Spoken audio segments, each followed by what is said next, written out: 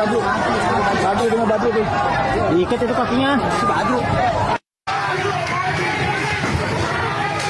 Anjing seret ini. Bocor mukanya.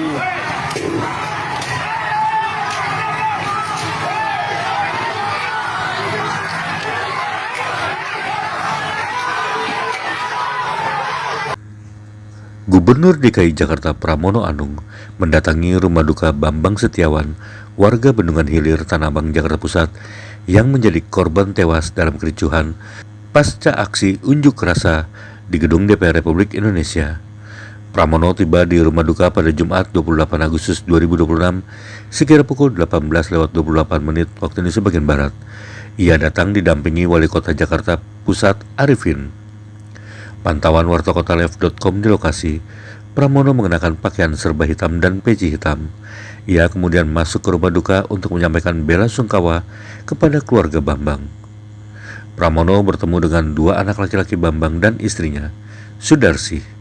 Kedatangan orang nomor 1 di Jakarta itu disambut baik oleh keluarga.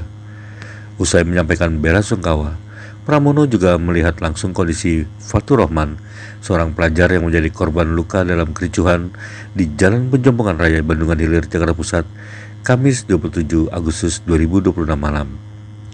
Pramono tidak banyak memberikan pernyataan kepada awak media. Ia terlihat menahan kesedihan saat berada di rumah duka. Kedatangan Pramono menjadi bentuk perhatian pemerintah Provinsi DKI Jakarta terhadap warga yang menjadi korban dalam rangkaian kericuhan pasca aksi unjuk rasa tersebut. Pak Gub, sedikit Pak Gub. Bela sungkawa atau gimana Pak Gub? Pak, gimana Pak? Keamanan di dengan ini Pak. Tadi katanya makasih pekerjaan ya Pak. Pak Gub.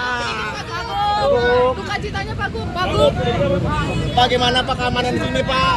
Terjadi kericuhan Pak. Terjadi lagi Pak. Pak. Gimana nih Pak? Pak, gimana Pak? Di sini sering terjadi kericuhan. Pak Gub. Kayak anjing. Karena lagi duka.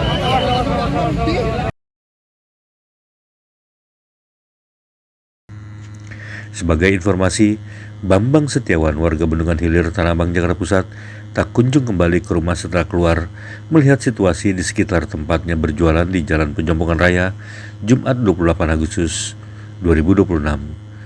Kabar duka baru diketahui keluarganya beberapa jam kemudian.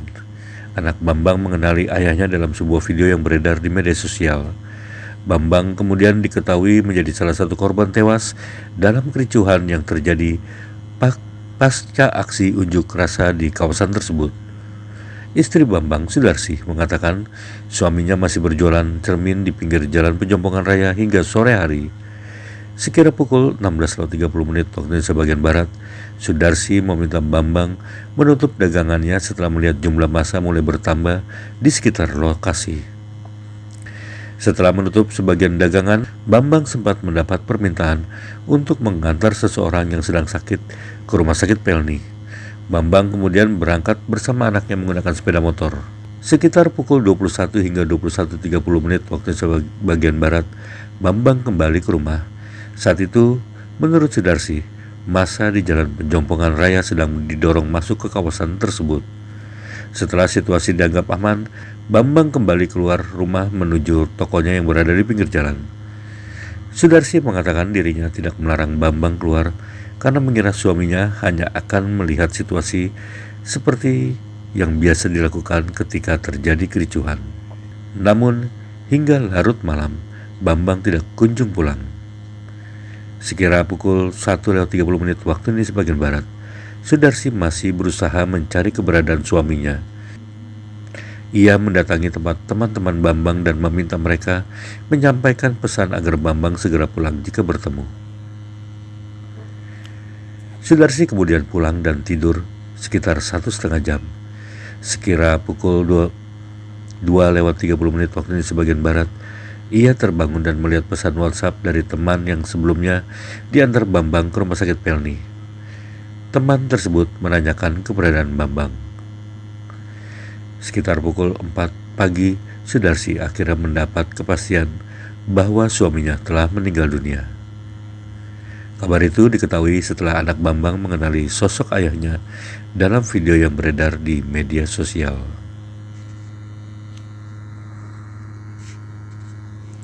Jenazah Bambang diketahui telah dibawa ke rumah sakit Polri.